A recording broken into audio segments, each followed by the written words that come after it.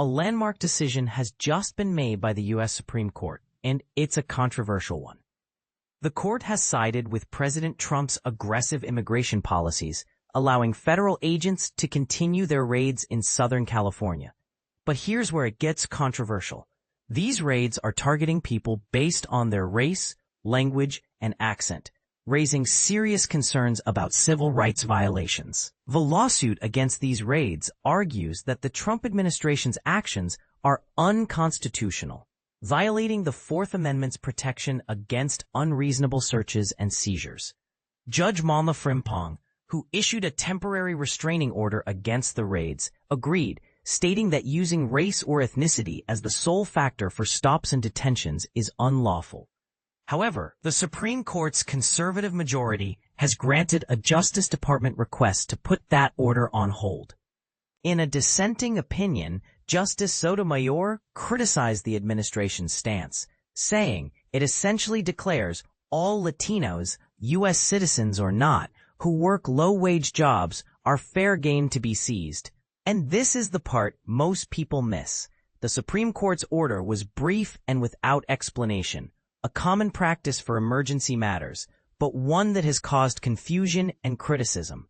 Conservative Justice Brett Kavanaugh, who concurred with the decision, stated that ethnicity alone cannot provide reasonable suspicion, but it can be a factor when considered with other elements.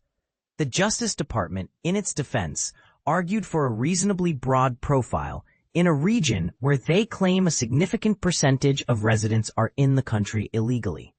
The Trump administration has repeatedly sought the Supreme Court's intervention to proceed with policies questioned by lower courts. Trump won re-election last year on promises of record deportations, and his immigration raids have caused panic and protests in immigrant communities. In June, Trump sent National Guard troops and U.S. Marines into Los Angeles to support civilian police operations against the immigration raids, a move contested by local officials and Governor Newsom. A group of Latino individuals affected by the raids, including U.S. citizens, filed a class action lawsuit against Trump administration officials in Los Angeles federal court.